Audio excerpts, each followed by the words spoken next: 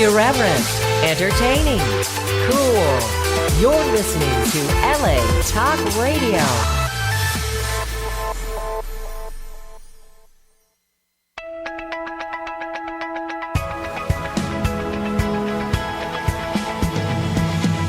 You're listening to Question Reality with Priscilla Leona, right here on LA Talk Radio.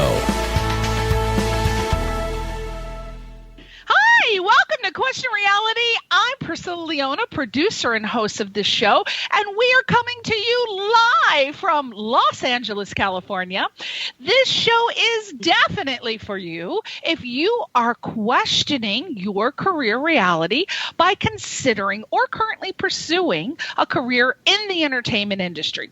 For 8 years, our guests have provided advice and resource information on how and what it takes to successfully pursue a career in a wide variety of show business positions.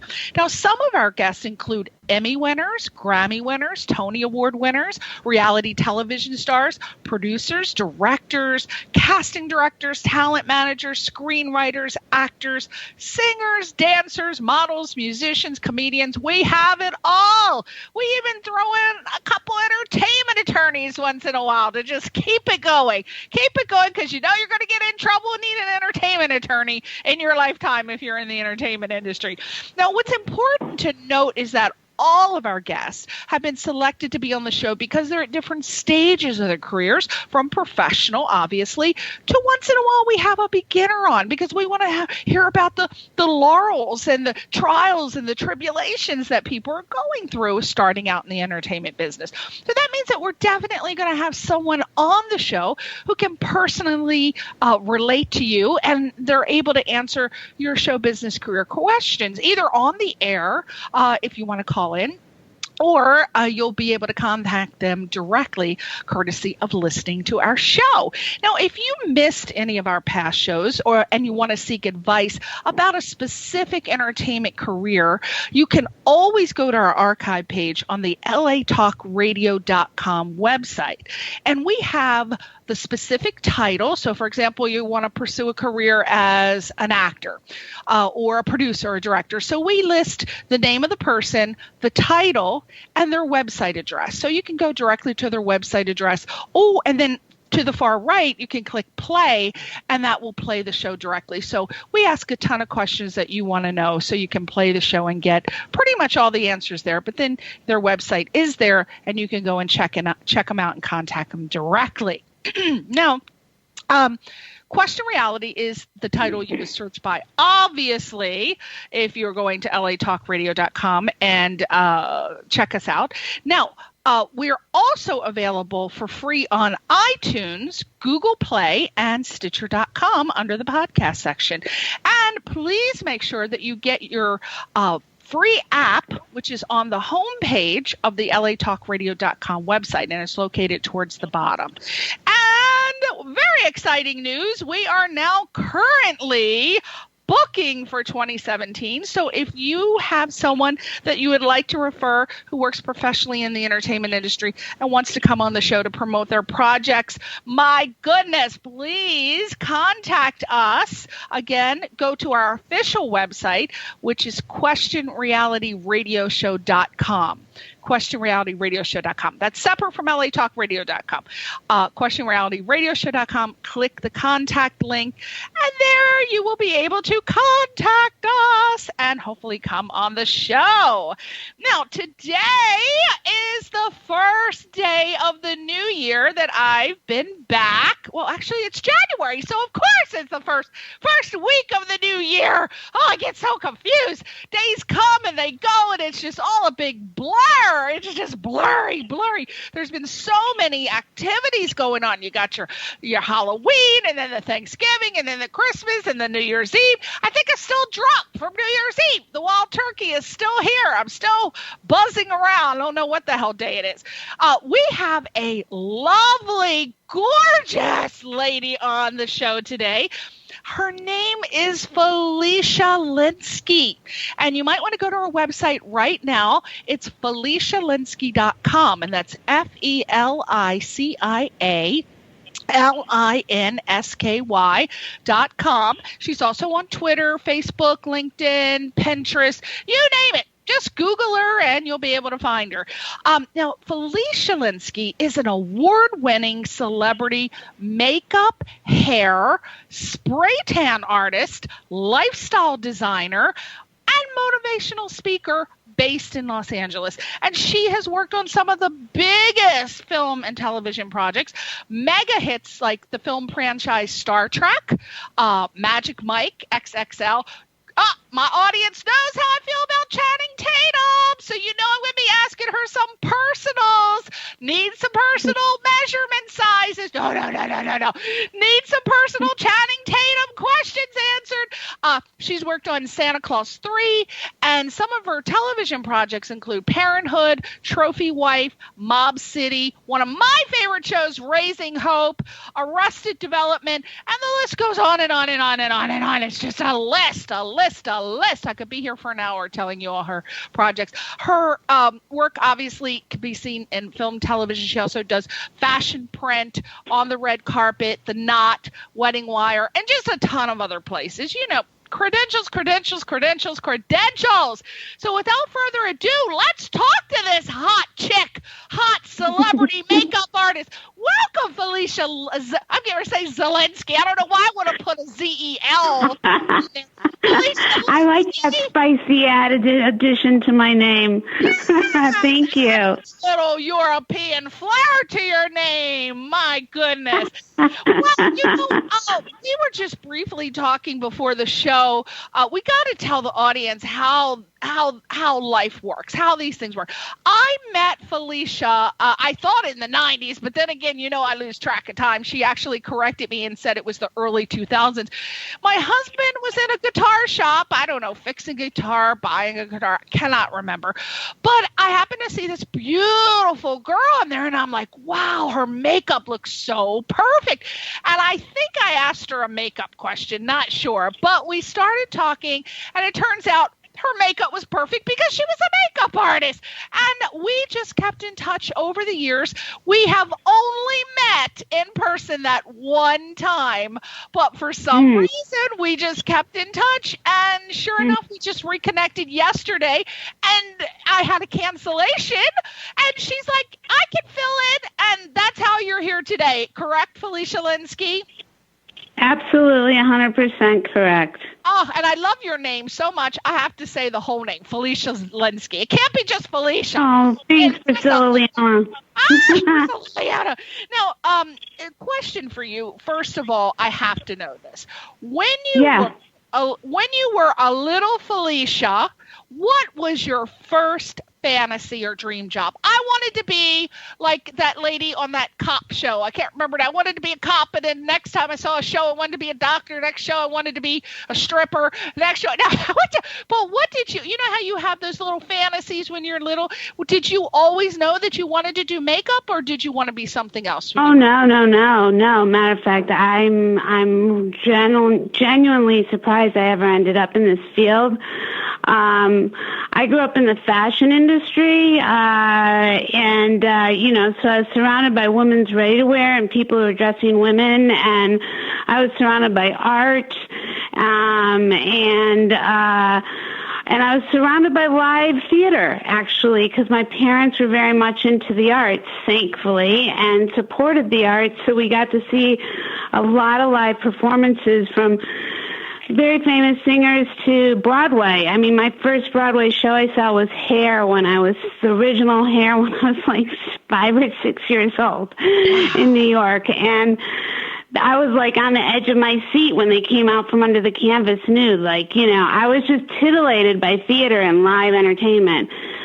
But did I know I'd end up in it? No, but I knew that that's what moved me. And what also moved me was female comedians. I'd sit on the edge of my seat laughing at the Toady Fields and the Joan Rivers and the Lily Tomlins and from the 60s. These women were just incredible, strong women that just made me laugh. And so unconsciously, I had those kind of seeds planted.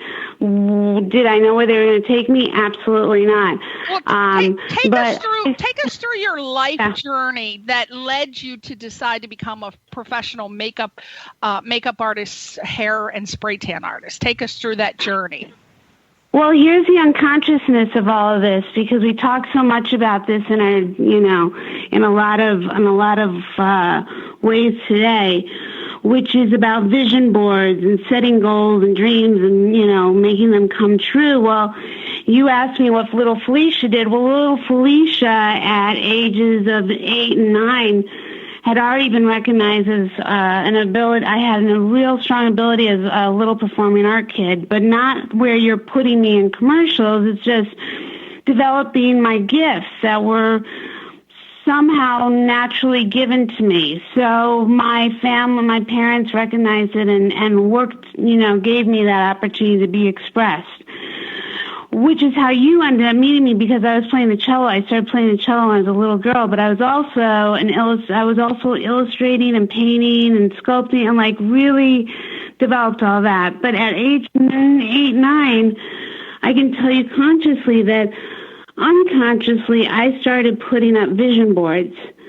And when I reflect back on those 8, 9-year-old vision boards, I had up poster art eventually within, over those next couple of years, because it just kept expanding, of the original cast of SNL and Blue Ribbons and architecture and places around the world and jewelry and articles. And long and short of it, I ended up coming out and winning awards in Los Angeles and Hollywood, whatever you want to refer to it as, with, top-notch comedians in the business, and work with all the best, and things that I never, a girl from the Midwest who has no connection to this business, what? How does that happen?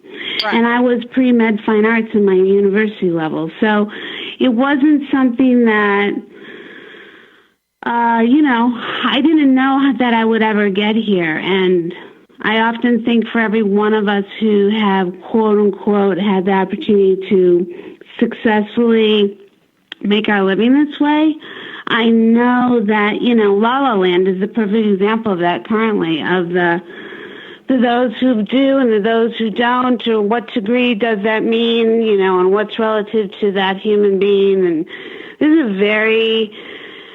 is one, I'm not even a gambler in this, because the biggest gamble one could take, I feel, is trying to make a living in a career in a business like this that I never imagined. I'm not that classic makeup artist who loved, the Westmores of Hollywood and loved all the monster makeups and studied all that and knew all the sculpture. I wasn't that girl. I didn't know anything about that. I knew about movies and filmmaking because I came up through the fine arts and then studied film and photography and story and editing and animation, and I studied all that along with performing in theater. And so I came to from my perspective, from a very different, not a different angle, because there's a lot of people like me out there, but different than a lot of my peers in my immediate realm. Does that make sense? Yes. Now, you've worked on my husband's favorite movie franchise, Star Trek, and we absolutely love Chris Pine as an actor. He's absolutely fantastic, and he really seems like, a fun and nice guy. So have you worked on his makeup or Zachary Quinto? When you worked on Star Trek, you did the reshoots, right? So I did the reshoots. So I work with all of them, but Zachary was being done because of his special effects makeup, to create Spock. Wow. So I never interacted with him, not because I don't do effects, but because Joel Harlow, who's up for now a nomination for the Academy for his work, and who requested me to come and do the reshoots and head up basically the straight, meaning Chris and Zoe and everybody else who was a part of that whole ensemble, who had to come back and do reshoots or pickups. And So yeah, lovely and interesting enough. Chris is a perfect example of talk about having to, there's no road, no journey. One can tell you how it's going to be. Here you show up to a job where it's never been more politically coded in secrets. You're looking at books of continuity that barely exist over a year's worth of work, that you're trying to decode names and character to individual, and you have to match obviously shots, and they're linking and everything up, and it's so technical and it's so precise, and it's so you have to be so on your game. And you're meeting people who you don't have these relationships with, but you're coming in and doing this, whether it's 3 days, 7 days, 3 months, whatever it takes to get these things completed. And in Chris's particular situation, his hair and sideburns were very important for obviously his character, and he had none. He was like a side of a wheel. He was just clean. He was like there was no hair. Oh. So between the department head of hair and myself, we were like piecemealing like a mosaic of gluing hair on his head, and then I'm, from there sculpting and creating sideburns to match the needs of his character. And you're matching all this film that's been shot over a year in Vancouver and Dubai. Wow. So you have to be, there's no make it up as you go along. And when you're talking about historical characters with their own, take on it. And then, like I said, matching other people. So he was lovely, considering everything he had to go through, and he was lovely, period. Yeah. And, and I'm grateful that they were all really lovely. He seems like he's such a nice, fun guy. Like, he's just going to go with it. I mean, it's just, that's the mark of a great actor. He just seems like, and again, seems is not reality, but you can pretty much get an idea. You really can if you follow their career and you watch him on interviews, and he just seems like he just rolls with it. If it comes, he deals with it no matter what. And he's not one of these divas who go, if he was in the makeup chair, what are you doing? You need to do this. Because you've worked on the stars. You know how they are. I have tons of friends who are makeup artists, and the stories, oh my God, the people that they have to deal with, some of them, they like to take over their own makeup, and they like to tell you what they want, even though the director wants something else. And you know how they are. So, but he seems like a person who would just be a perfect person in the chair. Just sit there and just do his thing and let you do your thing because you're a professional. So that's what it would seem like. I think, from the little bit of time that I ultimately ended up spending with him, as a professional, I think he's very professional. I think he, under these circumstances, were also in a very precocious, a precarious sort of circumstance that he had not ever really been faced with possibly before in his own journey as an actor. And so that tests people as their own selves, let alone their desire to, do this job. And, you see all sorts of things, and it's irrelevant to what I think or what I see, because I'm not inside that person. That's not my journey. My journey is my journey, and their journey is their journey. How we journey together in those circumstances is a compliment to individuals who have to come together as a team, because the truth of the matter is filmmaking as a whole is the constant recreating of the perfect wheel. And you're throwing people together with all these, these forms of expertise who are now basically creating something from nothing and trying to take it from point A to point Z. And the fact that that gets done successfully, so much, is really just something to behold, and frankly. And yeah, it's an art, and yeah, it's a business, and yeah, it's a business where people or companies or whomever can make a lot of money. But at the end of the day, you know, the fact that it ever gets off the ground and ever makes it to production and makes it to and through editing and marketing and distribution, you know, please. Yeah. Oh, please. It's a real crapshoot. Oh, it really is. Oh, God. Getting the money is the worst part for, you know, beginners. Now, I am so bummed out about Anton Yelchin. I loved Anton. Yeah, I never met him. He wasn't, and this happened before that. I mean, we shot before that happened, but he wasn't a part of it. They didn't need anything from him, so he wasn't there. So I never had the pleasure of meeting and working with him, though I heard anybody that I know who has was really heartbroken because he supposedly was quite an incredible human being. Yes, I have a friend that's a makeup artist that worked on him in one of the other franchises. She said he was so lovely and fun, and he always came in with a joke, and he was always smiling, and he was so happy. And I think, oh my gosh, why? This guy was so young. His career was already laid out. He was set for life with the Star Trek franchise, and he would have his acting chops were so precise, and he was such a great young actor. Oh, so I don't even want to talk about it because I'm just so upset. Now let's move on to Channing Tatum. Oh my God, Felicia, he is one of my fantasy men. My husband is a wreck over Channing Tatum. He is, and you got the dream job of working on Magic Mike XXL. Well, we got to know what the scoop of that was like, working with these hot guys. Now, come on. First of all, did you get to touch him? Obviously, I hope you worked on his makeup. Tell me, girl. Tell me. Oh, no. I mean, the thing is I'm like Magic Mike XXL, which I was a part of that part of the franchise, so to speak.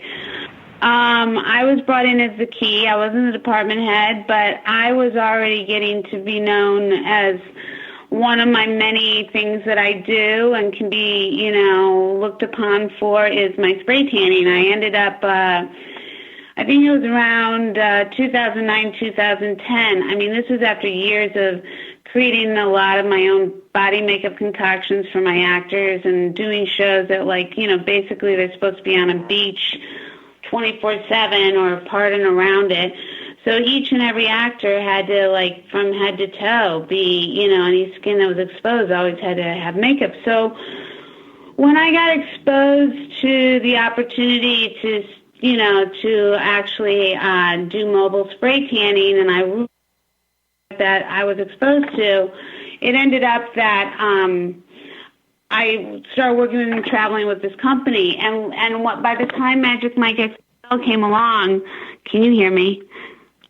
Yeah, I hear you. Yeah. Oh, great. I'm sorry. I was hearing something on my end. So anyhow, by the time that came along, and I was offered the job or asked to, you know, if I was available, they had not had this process done the first round.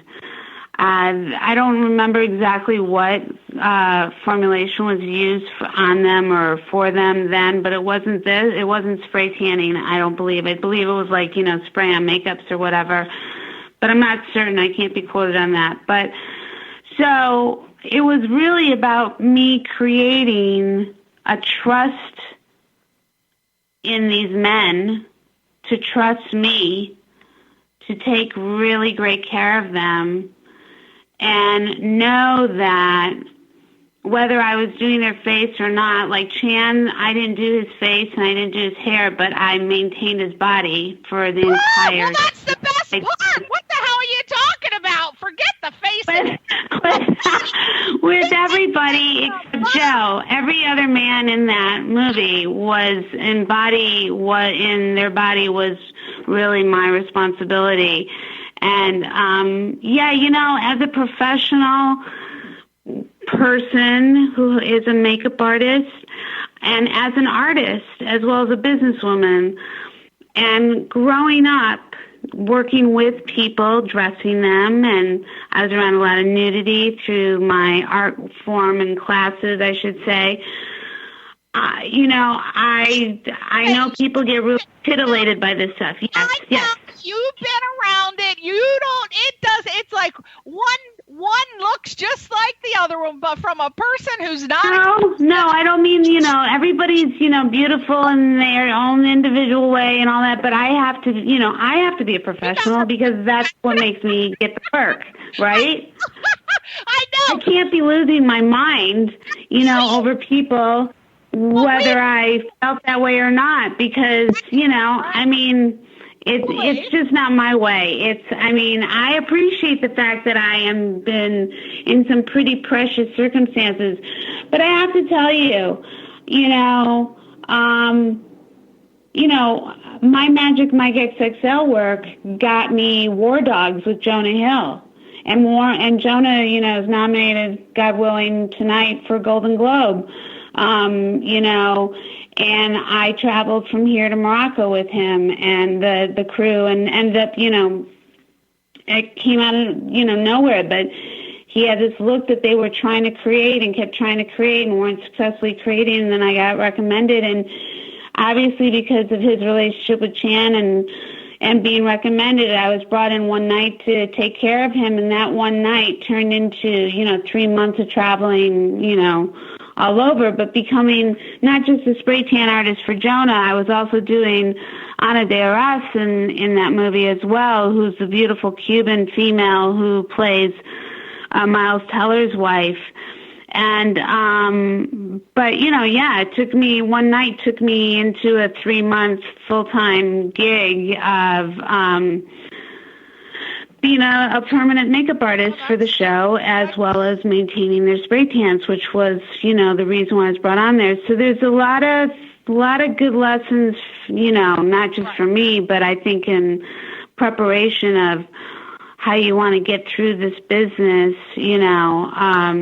no matter, I think, what it is we're trying to do, whether it's acting, directing, being a makeup artist, or, a grip or an editor, or whomever, I think preparation and being prepared for opportunities are really important, and having the ability to offer services that are multifaceted are important, while being strong and all that, not just like having a toilet paper roll list of things. I'm sorry, go ahead, Priscilla, what's your question? Can you describe for the audience the hierarchy in the makeup and hair business? Like there's a head makeup artist, a key makeup artist, there's different types. Can you describe from the bottom up for people who want to pursue a career as a makeup artist in hair, start from the bottom, what you would have to do to make it up to your position? Well, so I'm that person. Like, I literally, my journey is my journey, but I started from the bottom up, but I went straight to the top right at the very beginning, not intentionally, just because of where I was and the circumstances that were presented. But it wasn't without having had some experience under my belt. But how things go, how the journey for me is that after college, during college, I ended up being asked very randomly by a guy I went to school with if I could cut his hair. And that haircut turned into literally like me becoming this local college platform haircutting artist, where people would gather around with the soap operas in the background, and, it'd be a social thing. And mostly guys would end up getting haircuts from me, and it ended up that I ended up with this following of like 300 kids. And, from that I was being now asked to design the show in the theater. They were doing Equus, the production of Equus, and I was asked to design the hair and makeup. And I was having a one-woman photography show all at the same time. And it was kind of mind-boggling, because really I wanted to become the next Annie Leibovitz before Annie really was become a known name, because I really like taking images of people like that and composing just really intimate shots. And so I wanted to try to wrap this all together in one thing and not be a starving artist. So I went to beauty school.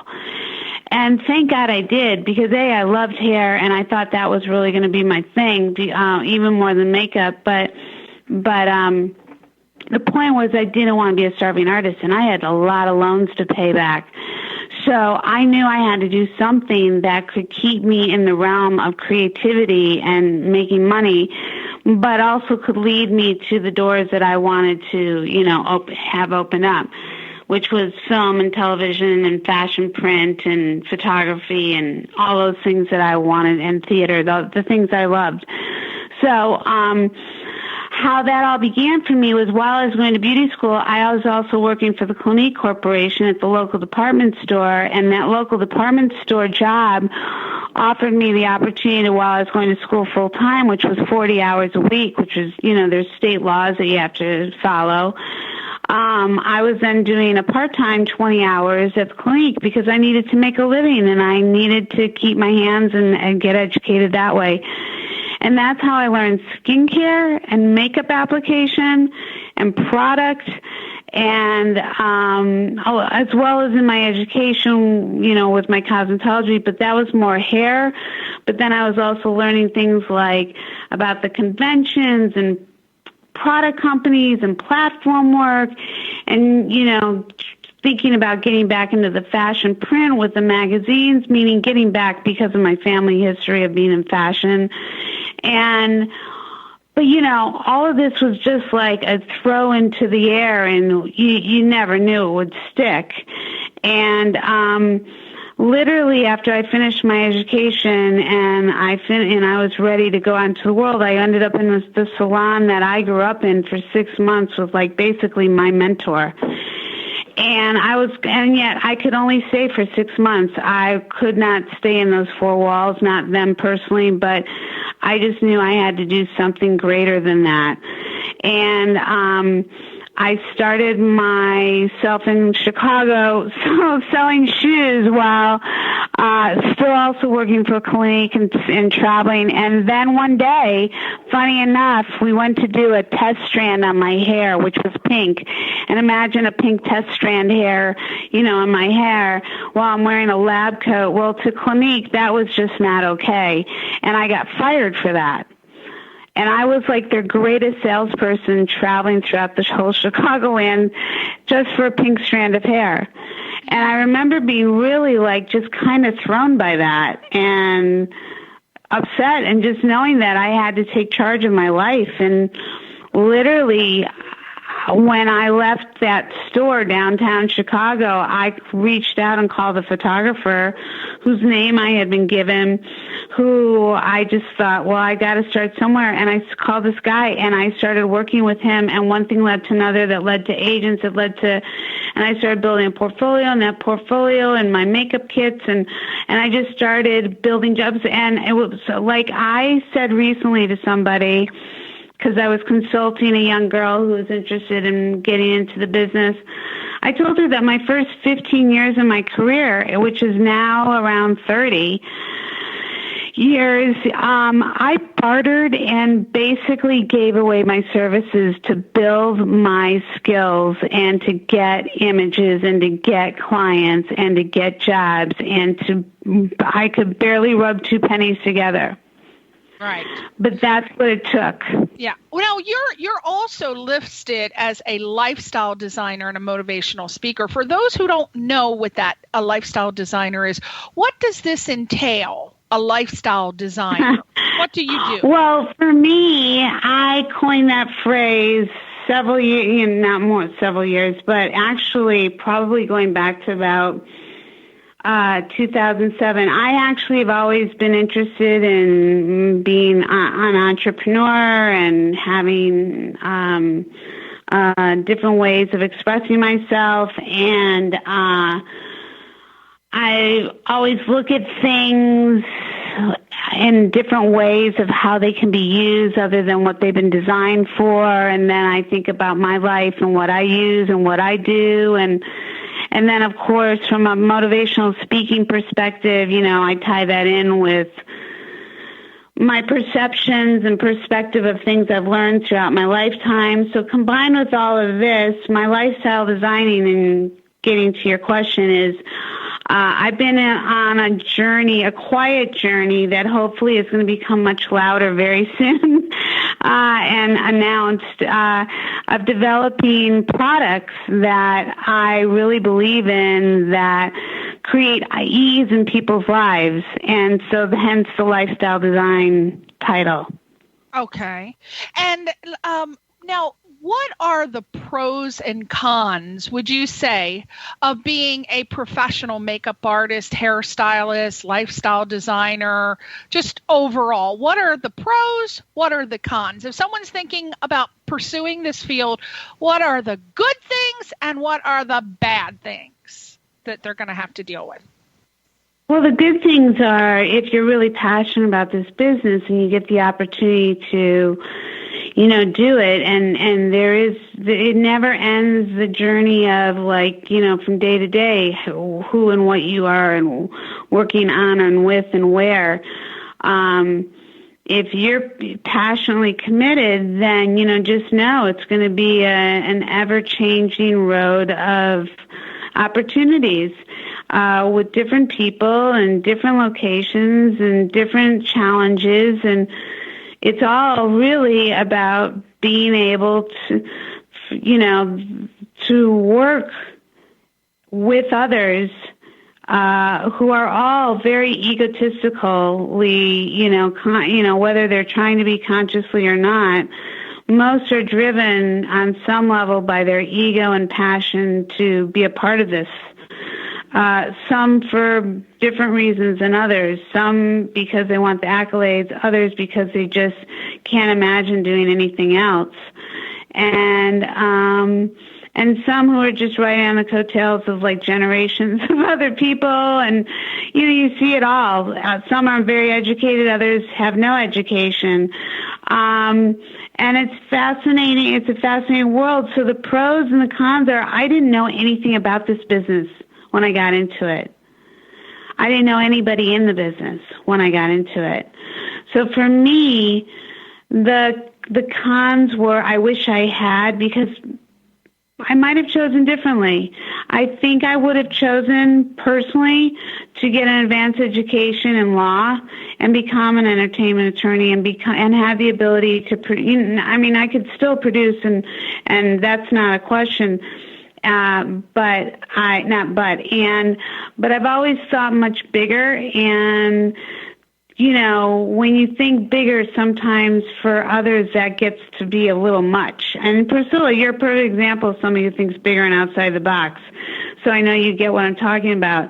And as artists, most of us do think bigger and outside the box, but sometimes creatives get threatened by other creatives who are, trying, and there's nothing to be threatened by. We all have room for all of us to do what we want and need to do on this planet. Right. I personally really believe in that. I can't take your power away and you can't take mine. That I'm a big believer in mindset of, my mind creates my reality, your mind creates your reality. And so pros and cons are, the pros are I've learned a lot of those things. Is just how to manage through my life while creating a career that I can have sustenance and pride in and actually say I really have created a career. I'm this week, funny enough, going to be celebrating 25 years out here. And that's in addition to my career in Chicago, which was between six and 8 years. Probably 8 or 9. Well, 8 years. Yeah. And that's, that wows me. I don't know where that time has gone. Yeah. I know a lot of life has been lived. Right. Now, let me ask you, Felicia, there are tons of people in this profession, tons of makeup artists, tons of people who do what you do. What advice can we give people as to how do they get jobs in the makeup business? And more importantly, what can they do to make sure that they're working constantly to go from project to project? What are the secrets? I don't know that there are any particular secrets. I think it's being, like I said earlier, it's about being prepared for the opportunity when it arrives at your feet, and creating those opportunities all at the same time. So, a lot of the beginning of my career started out and continued to, and ironically enough, has never ended, may I add. cold calling, whether it's my peers or people in other positions in addition to my peers, be it producers, directors, or other talent who may be connected to projects or that I do or don't know are connected to projects, but just staying in touch with. And, and sometimes you get so busy you can't do it. You're just you're working 90 plus hours a week. You barely have time to rest, let alone maintain the rest of your life, let alone be, pursuing the next 2 or 10 things you're interested in. But really working on being, the education it's like location. Education you can never have enough of. And experience, when I say education, I don't mean just school education. I mean getting around people and doing projects that you're around having to learn while you're getting to observe and participate and be of help. And, whether you call that an internship or a production assistant position or you're working at the local in a makeup particular situation. You're working either at the local department store or the local vendors who are serving the industry. So you're getting around things like products and people and, getting in the know of the lingo and the language and you're reaching out to your periodicals, whether it's online for people who are looking to get started with, one, do you want to get an education? Do you have an education in the arts? Have you gone to either makeup school and or have you gotten a cosmetology license and or both or none? I have to just say, for the record, from my perspective, and my perspective is not, everybody's perspective, but whose is in life, is that I'm very grateful I got my license. One, I love doing hair as well as I love doing makeup. So it's never limited me in that way. But in the union, you're not allowed to do both. A makeup artist is only able to groom a man's hair as well as makeup, but not do a woman's hair and makeup. And it's things that... What? I don't understand what you're saying. What do you mean? What? Well, it's hard to understand because it's unfathomable. And I don't work in the industry of makeup, but what do you mean? If you have a license to be a makeup artist, you can't do a woman? What does that mean? What? What it means is, so for instance, I was doing Lily Tomlin and Prairie Home Companion. I was Lily's makeup artist for like 4 or 5 years. I was somewhere around there. So we were doing the movie Prairie Home Companion, and Lily was wearing this beautiful red wig. And the last few days, her hair artist had to leave for a personal reason, and Lily wanted me to be able to do her wig, and the union wouldn't allow it because in their eyes I was a makeup artist, not a hair artist. And even though I was licensed and even though I had headed up a lot of independent films as a union person, you're not allowed to do a female's hair. As a matter of fact, there's only one person technically in this entire business who is well known. His name is Roy Helen, and J. Roy Helen, and he is Meryl Streep's makeup artist, and he's the only one who gets to do both her makeup and her hair. It is something that, on radio, I really don't want to rah, but I completely disagree with the concept of these, but I have, I honor it and practice it because that's what it is. But from a license perspective, I don't agree with it. And from a knowledgeable perspective, I don't agree with it because, ironically enough, I have a film coming out where I was asked, and it was an independent film, and I was asked by a huge effects designer, Christian Tinsley of Tinsley Transfers and Tinsley Studios.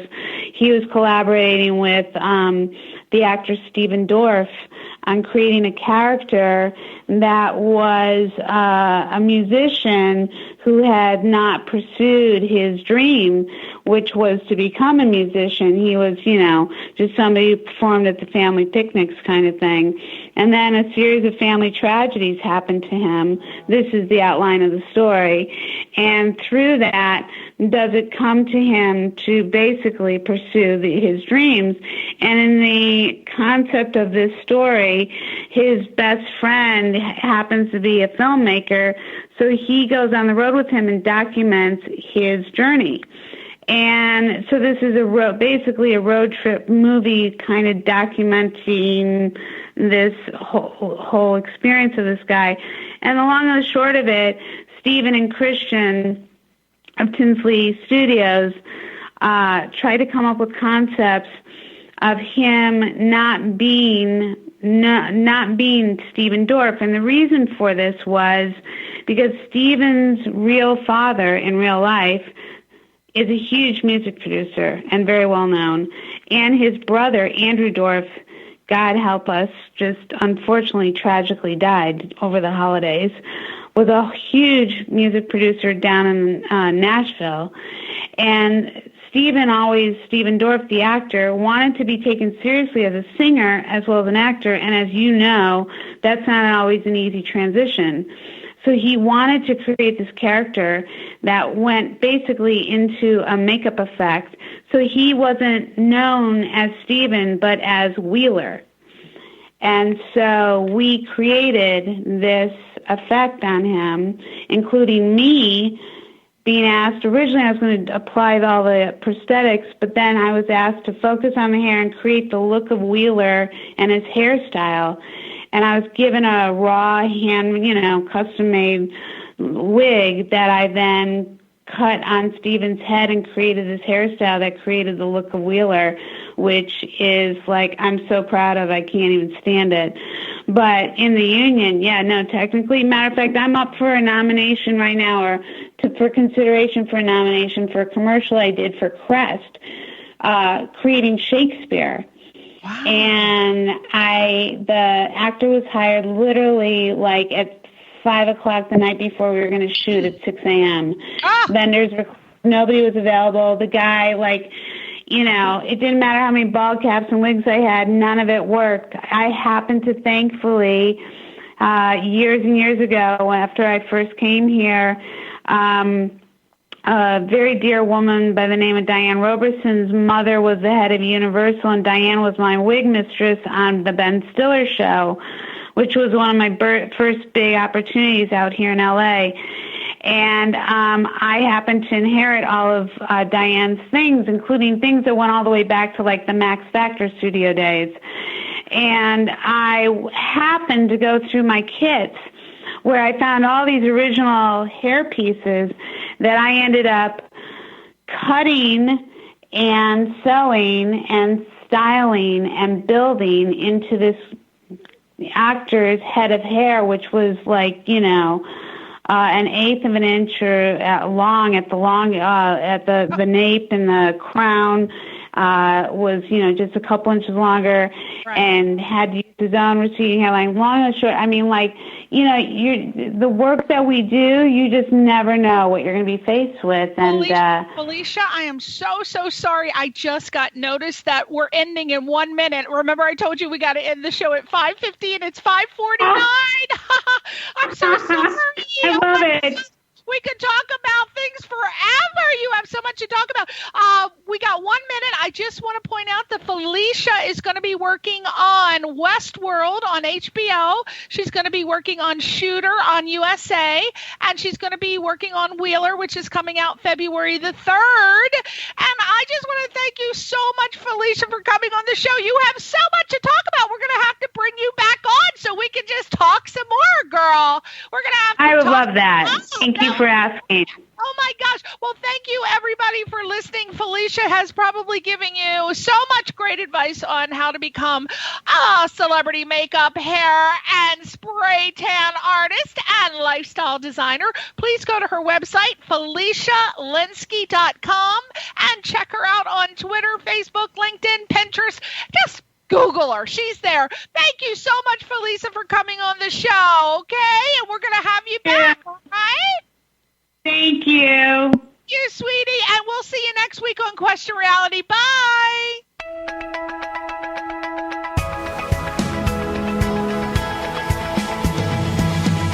You're listening to Question Reality with Priscilla Leona, right here on LA Talk Radio.